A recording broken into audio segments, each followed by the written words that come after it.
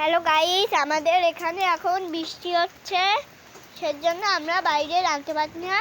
এর জন্য আমার আম্মু ভিতরে রাঁধছে মাংস আর মাংস আর বুটের ডাল আর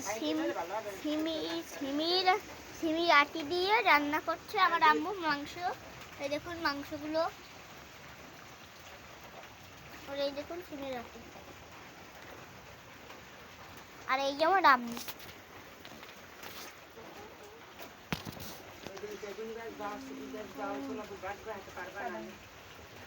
আর এই দেখুন বাইরে বৃষ্টি হচ্ছে।